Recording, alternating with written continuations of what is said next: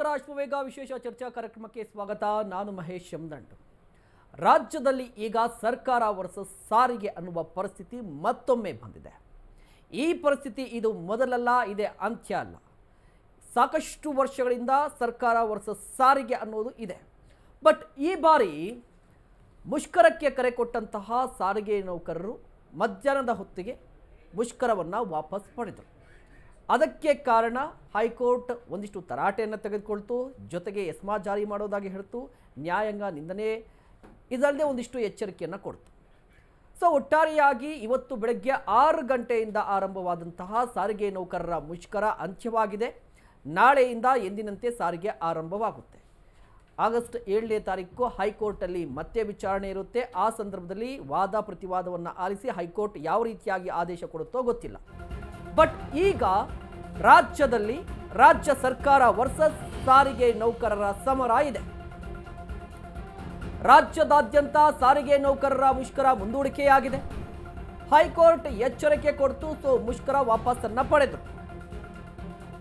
ಹಾಗಾದ್ರೆ ಸರ್ಕಾರ ಬೇಡಿಕೆಗಳನ್ನು ಈಡೇರಿಸುತ್ತಾ? ಇದರ ಜೊತೆಗೆ ಸಾರಿಗೆ ನೌಕರರ ಮುಷ್ಕರ ವಾಪಸ್ ಅಂದ್ರೆ ಮುಂದೂಡಲ್ಪಟ್ಟಿದೆ, ಕ್ಯಾನ್ಸಲ್ ಆಗಿಲ್ಲ, ಮುಂದೂಡಲ್ಪಟ್ಟಿದೆ ಅಷ್ಟೇ. ಬೇಡಿಕೆ ಈಡೇರಿಸದೆ ಇದ್ರೆ ಮತ್ತೊಮ್ಮೆ ಪ್ರತಿಭಟನೆಗೆ ಮುಂದಾಗ್ತಾರಾ, ಮುಷ್ಕರ ಮಾಡ್ತಾರಾ? ಅದರ ಬಗ್ಗೆ ಕುತೂಹಲ ಇದೆ. ಹಾಗಾದ್ರೆ ಸರ್ಕಾರ ಏನ್ ಮಾಡುತ್ತೆ? ಒಂದು ಕಡೆ ಹೈಕೋರ್ಟ್ ವಿಚಾರಣೆಯನ್ನ ಮುಂದೂಡಿಕೆ ಮಾಡಿದೆ. ಇದೇ ಕಾರಣಕ್ಕಾಗಿ ಸಾರಿಗೆ ನೌಕರರ ಮುಷ್ಕರ ಕೂಡ ವಾಪಸ್ಸನ್ನ ಪಡೆದು, ಜೊತೆಗೆ ಅವರ ಮುಷ್ಕರವನ್ನು ಕೂಡ ಮುಂದೂಡಿಕೆ ಮಾಡಿದ್ದಾರೆ. 2 ದಿನದ ಮಟ್ಟಿಗೆ ಮುಷ್ಕರ ಕೂಡ ಮುಂದೂಡಿಕೆ ಆಗಿದೆ. ಹೈಕೋರ್ಟ್ನ ಆದೇಶದ ನಂತರ ಸಾರಿಗೆ ನೌಕರರು ಏನು ಮಾಡ್ತಾರೆ ಅದರ ಬಗ್ಗೆ ಕುತೂಹಲ ಇದೆ. ಇದರ ನಡುವೆ ಸರ್ಕಾರ ಒಂದು ಮಾತಾಡಿದೆ. ಇವತ್ತು ಸರ್ಕಾರ ಕೂಡ ಒಂದು ಮಾತಾಡಿದೆ. ಏನು ಅಂತ ಹೇಳಿದ್ರೆ, ಸಾರಿಗೆ ನೌಕರರ ಜೊತೆ ಮಾತನಾಡಲಿಕ್ಕೆ ನಾವು ಸಿದ್ಧವಾಗಿದ್ದೀವಿ ಅಂತ. ಈ 2 ದಿನಗಳ ಅವಧಿಯಲ್ಲಿ ಸರ್ಕಾರ ಯಾವ ಕ್ರಮವನ್ನು ತೆಗೆದುಕೊಳ್ಳುತ್ತೆ? ಸರ್ಕಾರಿ ಮುಖ್ಯವಾಗಿ ಸಾರಿಗೆ ನೌಕರರ ಬೇಡಿಕೆಗಳನ್ನು ಈಡೇರಿಸಿಬಿಡುತ್ತಾ? ಅದ್ರ ಬಗ್ಗೆ ಕೂಡ ಕುತೂಹಲ ಇದೆ. ಇನ್ನು ಇದೇ ವಿಚಾರಕ್ಕೆ ಸಂಬಂಧಪಟ್ಟಂತೆ ಸಾಕಷ್ಟು ನಾಯಕರು ಮಾತನಾಡಿದ್ದಾರೆ. ಡಿ ಕೆ ಶಿವಕುಮಾರ್ ಅವರು ಮಾತನಾಡಿದ್ದಾರೆ, ಬಿಜೆಪಿ ನಾಯಕರು ಮಾತನಾಡಿದ್ದಾರೆ. ಹಾಗಾದ್ರೆ ಯಾರ್ಯಾರು ಏನೆಲ್ಲ ಮಾತನಾಡಿದ್ದಾರೆ ನೋಡ್ಕೊಂಡ್ಬನ್ನಿ. ಏನೇನು ಬೇಡಿಕೆ ಕೇಳ್ತಾ ಇರ್ತಾರೆ ಅವರ ಡ್ಯೂಟಿ. ನಾವು ಬೇಡಿಕೆಯನ್ನ ತಪ್ಪು ಅಂತ ನಾವು ಯಾವ ಸರ್ಕಾರ ಕೇಳಿಲ್ಲ. ಬಟ್ ಅವರು ಸರ್ಕಾರದ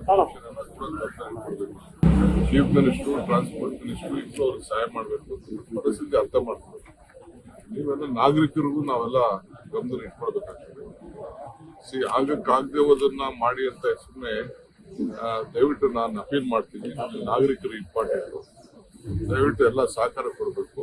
ನನಗೆ ಕೆಲವು ಡ್ರೈವರ್ಸು, ಕಂಡಕ್ಟರ್ಸು ಡ್ಯೂಟಿ ಕೂಡ ಬಂದಿದ್ದಾರೆ. ಅವ್ರಿಗೆಲ್ಲ ನಾನು ಅಭಿನಂದಿಸ್ತೇನೆ. ಸಾರ್ವಜನಿಕರ ಬದುಕು ಬಹಳ ಇಂಪಾರ್ಟೆಂಟು. ನೀವು ಹಠ ಮಾಡೋದ್ರ ಅರ್ಥ ಇಲ್ಲ. ಖಂಡಿತ ಏನಾದ್ರು ಸಹಾಯ ಮಾಡೋದಾದ್ರೆ ಮುಖ್ಯಮಂತ್ರಿ ಖಂಡಿತ ಮಾಡ್ತಾರೆ. ಇದನ್ನ ಅರ್ಥ ಮಾಡ್ಕೊಬೇಕು. ದಯವಿಟ್ಟು ಸಹಕಾರ ಕೊಡಿ ಅಂತ ನಾನು ಅಪೀಲ್ ಮಾಡ್ತೀನಿ. ಕೋರ್ಟ್ ಕೂಡ ಒಂದಿನ ಮುಂದೆ ಹಾಕಿ ಅಂದ್ರೂ ಕೂಡ ಕೆಲವರು ಕಂಪ್ಲೀಟ್ ಆಗಿ ಸ್ಟ್ರೈಕ್ ಮಾಡಿದ್ದಾರೆ. ಅದನ್ನೇ ಹೇಳ್ತಾರೆ. ನೋಡಿ, ಅನ್ನೆಸೆಸರಿ ನಾವು ಕಾನೂನಿಗೂ ಗೌರವ ಕೊಡೋದಿಲ್ಲ, ಹಠ ಮಾಡೋದು ಇದೆಲ್ಲ ದಯವಿಟ್ಟು ಮಾಡಬಾರ್ದು ಅಂತೇಳಿ ನೀವು ಎಲ್ಲ ಸಮಾಜ ಸೇವೆ ಮಾಡಬೇಕು ಅಂತ ಬಂದಿರೋರು. ದಯವಿಟ್ಟು ತಾವು ಸಹಕಾರ ಕೊಡಬೇಕು ಅಂತ ನಮ್ಮ ಎಂಪ್ಲಾಯೀಸ್ಗೆ ರಿಕ್ವೆಸ್ಟ್.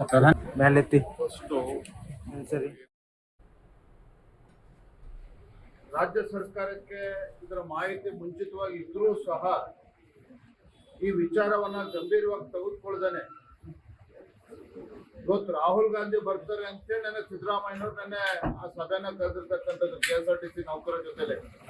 ಇವತ್ತು ಹೋರಾಟ ಇರಲಿಲ್ಲ ಅಂತ ಹೇಳಿದ್ರೆ ಅವ್ರನ್ನ ಮಾತಾಡಿಸ್ತಾನೂ ಇರಲಿಲ್ಲ ಇವತ್ತು ಸಿದ್ದರಾಮಯ್ಯನವರು. ಇವತ್ತು ಅವರ ಹೋರಾಟಕ್ಕೆ ತೊಂದರೆ ಆಗ್ತದೆ ಅಂತೇಳಿ ನೆನ್ನೆ ಸಿದ್ದರಾಮಯ್ಯನವರು ಕರೆದು ಕಾಟಾಚಾರಕ್ಕೊಂದು ಸಭೆ ಮಾಡಿ ಅವರ ಬೇಡಿಕೆಯನ್ನ ಈಡೇರಿಸತಕ್ಕಂಥದ್ರಲ್ಲಿ ವಿಫಲರಾಗಿದ್ದಾರೆ. ಅವ್ರು ಇಟ್ಟಿರ್ತಕ್ಕಂಥ 2 ಬೇಡಿಕೆಗಳು ಮಾತ್ರ. ಅದನ್ನ ಈಡೇರಿಸೋದಕ್ಕೆ ಸಾಧ್ಯ ಆಗಲ್ಲ ಅಂತ ಹೇಳಿದ್ರೆ, ಅದಕ್ಕೆ ಹಣಕಾಸಿನ ಮುಂಗಟ್ಟಿದೆ ಅಂತ ಹೇಳಿದ್ರೆ, ಇದಕ್ಕೆ ಸಿದ್ದರಾಮಯ್ಯನವರೇ ಅದರ ಜವಾಬ್ದಾರಿ ತೆಗೆದುಕೊಂಡು ಸಮಸ್ಯೆಗೆ ಉತ್ತರವನ್ನ ಕಂಡುಕೊಳ್ಬೇಕು, ಪರಿಹಾರವನ್ನ ನೀಡಬೇಕು. ನೋಡಿ, ಇವತ್ತು ಗ್ರಾಮೀಣ ಭಾಗದಲ್ಲಿ ಶಾಲಾ ಕಾಲೇಜು ಮಕ್ಕಳಿಗೆ ಇವತ್ತು ಬಸ್ಗಳು ಸಮಸ್ಯೆ ಆಗಿದೆ. ಸರ್ಕಾರಿ ಬಸ್ಗಳು ಸಿಗ್ತಾ ಇಲ್ಲ ಹಳ್ಳಿಗಳಲ್ಲಿ. ಗ್ರಾಮಾಂತರ ಭಾಗದಲ್ಲಿ ಪರದಾಡ್ತಾ ಇದ್ದಾರೆ ಕಾಲೇಜ್ಗೆ ಶಾಲೆಗೆ ಹೋಗ್ತಕ್ಕಂಥ ಮಕ್ಕಳುಗಳು. ಕಾರಣ ಏನು? ಇವರ ಗ್ಯಾರಂಟಿಗಳಿಗೋಸ್ಕರ ಗ್ರಾಮೀಣ ಭಾಗದಲ್ಲಿ ಓಡಾಡ್ತಕ್ಕಂಥ ಬಸ್ಗಳನ್ನ ಕಡಿತಗೊಳಿಸಿದ್ದಾರೆ. ಇದ್ರ ಜೊತೆಯಲ್ಲಿ ಅಲ್ಲಿ ನೌಕರರು ಕೂಡ ಸಂಬಳ ಕೊಡದೇ ಇರ್ತಕ್ಕಂಥ ಪರಿಸ್ಥಿತಿನೂ ಕೂಡ ನಿರ್ಮಾಣ ಆಗಿದೆ.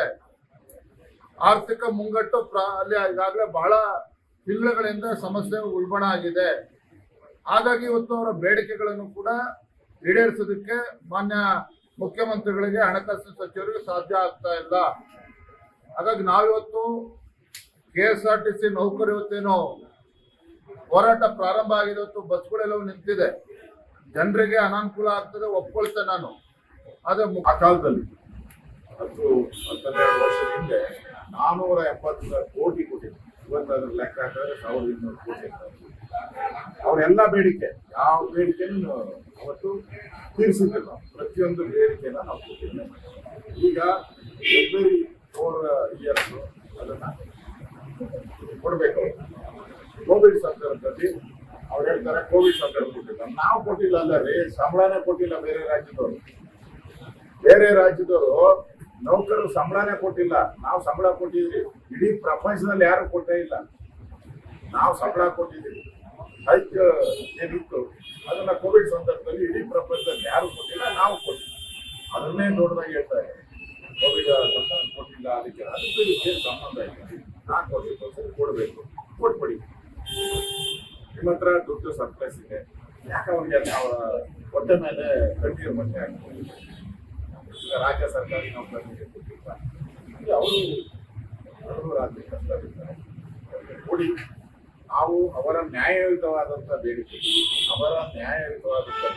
ನಾವು ಬೆಂಬಲವನ್ನು ಕೊಟ್ಟಿದ್ದೀವಿ. ಈಗಾಗಲೇ ರಾಜ್ಯ ಅಧ್ಯಕ್ಷರು ವಾರದಿಂದಲೇ ಅನೌನ್ಸ್ ಮಾಡಿದ್ದಾರೆ, ಬೆಂಬಲ ಕೊಟ್ಟಿದ್ದಾರೆ. ಮೊನ್ನೆನೂ ಕೂಡ ಭೇಟಿ ಮಾಡಿದ್ವಿ. ನಾವು ಸಾರ್ವಜನಿಕರಿಗೆ ತೊಂದರೆ ಆಗ್ಬಾರ್ದು. ಕೂಡಲೇ ಸರ್ಕಾರ, ಮುಖ್ಯಮಂತ್ರಿ ನಿದ್ದೆ ಮಾಡೋದು ಬಿಟ್ಟು, ಸೋಮಾರಿತನ ಬಿಟ್ಟು ಅವ್ರನ್ನ ಕರೆದು ಇಮಿಡಿಯೇಟ್ ಆಗಿ ಪ್ರಾಬ್ಲಮ್ ಸಾಲ್ವ್ ಮಾಡಿ. ಇಲ್ಲ ನಿಮ್ ಕೈಲಿ ಆಗಲ್ಲ ಅಂದ್ರೆ ಅಧಿಕಾರ ಬಿಟ್ಟು ಮನೆ ಕಡೆ ನಮ್ಗೆ ಯೋಗ್ಯತೆ ಇಲ್ಲ ಮನೆ ಹೋಗಿ. ಇಲ್ಲ ಅಂದ್ರೆ ಸಾರ್ವಜನಿಕರಿಗೆ ತೊಂದರೆ ಕೂಡ.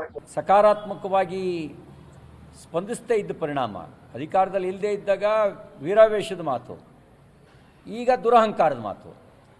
ಆಗ ಅಧಿಕಾರದಲ್ಲಿ ಇಲ್ಲದೇ ಇದ್ದಾಗ ಒತ್ತಡ ತಂತ್ರ, ಈಗ ನಿರ್ಲಕ್ಷ್ಯದ ಮನಸ್ಥಿತಿ. ಈ ಕಾರಣದಿಂದಾಗಿ ಸಾರಿಗೆ ಸಂಸ್ಥೆಯ ನೌಕರರು ಮುಷ್ಕರಕ್ಕೆ ಇಳಿದಿದ್ದಾರೆ. ನಾನು ಈ ಸಂದರ್ಭದಲ್ಲಿ ಸರ್ಕಾರಕ್ಕೆ ಆಗ್ರಹಿಸ್ಲಿಕ್ಕೆ ಬಯಸ್ತೇನೆ. ನೀವು ಅಧಿಕಾರಕ್ಕೆ ಬಂದು 2 ವರ್ಷ ಆಯಿತು. ಈಗಾಗಲೇ 26ನೇ ತಿಂಗಳು ನಡೀತಾ ಇದೆ ನಿಮ್ಮ ಅಧಿಕಾರಕ್ಕೆ ಬಂದು. ನಿನ್ನೆ ಅಧಿಕಾರಕ್ಕೆ ಬಂದವ್ರ ಥರ ನೀವು ಮಾತಾಡ್ತಾ ಇದ್ದೀರಿ. ಹಿಂದಿನ BJP ಸರ್ಕಾರದ ಮೇಲೆ ಆರೋಪ ಹೊರಿಸುವಂಥ, ಆರೋಪ ಹೊರಿಸುವಂಥ ಒಂದು ಷಡ್ಯಂತ್ರವನ್ನು ಮಾಡ್ತಾ ಇದ್ದೀರಿ. ನಿಮ್ಮದೇನು ಜವಾಬ್ದಾರಿ, ನಿಮ್ಮದೇನು ಬದ್ಧತೆ? ನಿಮಗೇನು ಬದ್ಧತೆಯೇ ಇಲ್ವಾ? ನಿಮ್ಮದೇನು ಜವಾಬ್ದಾರಿನೇ ಇಲ್ವಾ? ಹಿಂದಿನ ಸರ್ಕಾರದ ಬಾಕಿ ಅಂತ ಹೇಳ್ತಾ ಇದ್ದೀರಿ. 38 ತಿಂಗಳಿಂದ BJP ಸರ್ಕಾರ ಬಾಕಿ ನೌಕರರ ಮುಷ್ಕರ ನಡೀತಾ ಇದೆ. ನಿನ್ನೆ ರಾತ್ರಿ ಭಾಳಷ್ಟು ಜನಕ್ಕೆ ತೊಂದರೆ ಆಗಿದೆ.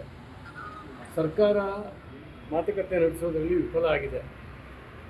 ಖಂಡಿತವಾಗೂ ಹಿಂದೆ ಯಡಿಯೂರಪ್ಪನವರು ಇದ್ದಾಗ ಇದೇ ಸಿದ್ದರಾಮಯ್ಯನವರು ಸಾರಿಗೆ ನೌಕರರ ಮೇಲೆ ಎಸ್ಮ ಹಾಕ್ತೀನಿ, ಡಿಸ್ಮಿಸ್ ಮಾಡ್ತೀನಿ ಅಂತ ಹೆದರಿಸ್ತೀಯಲ್ಲಪ್ಪ, ನಿನ್ನ ಕುರ್ಚಿ ಎಷ್ಟು ಶಾಶ್ವತ ಅಂತ ತಿಳ್ಕೊಂಡಿದೆಯಾ ಅಂತೇಳಿ ಹೇಳಿ ಸಿದ್ದರಾಮಯ್ಯನವರು ಪ್ರಶ್ನೆ ಮಾಡಿದರು. ಈಗ ಸಿದ್ದರಾಮಯ್ಯನವ್ರನ್ನ ನಾವು ಪ್ರಶ್ನೆ ಮಾಡ್ತಾ ಇದ್ದೀವಿ, ನೀವು ಎಷ್ಟು ದಿನ ಇದೆ ಅಂತ ತಿಳ್ಕೊಂಡಿದ್ದೀರಿ? ಇಷ್ಟು ಬಾಕಿ ಉಳಿಸ್ಕೊಂಡು ನಾವು ಫ್ರೀ ಕೊಡ್ತೀನಿ ಅಂತೇಳಿ ಹೇಳಿ ನೌಕರರಿಗೆ ಸಂಬಳ ಇಲ್ಲ ಮಾಡ್ತಾ ಇದ್ದೀರಲ್ಲ, ನೀವೆಲ್ಲಿಗೆ ತಗೊಂಡೋಗಿ ಮುಟ್ಟಿಸ್ತಾ ಇದ್ದೀರಿ? ಅವರು ಶ್ರಮಜೀವಿಗಳು ಕರೆದು ಮಾತಾಡಬೇಕು. ಎಲ್ಲದೂ ಅವರು ಹೇಳಿದ್ನ ಕೊಡಬೇಕು ಅಂತ ಹೇಳಿ ಅಲ್ಲ, ಸಾಧ್ಯವಾದಷ್ಟು ಒಂದು ಹೆಜ್ಜೆ ಮುಂದೆ ಹೋಗಿ ಮಾತಾಡಿ ಬಗೆಹರಿಸುವಂಥ ಕೆಲಸ ನೀವು ಮಾಡಬೇಕು. ನೌಕರರ ಮುಷ್ಕರ ನಡೀತಾ ಇದೆ. ನಿನ್ನೆ ರಾತ್ರಿ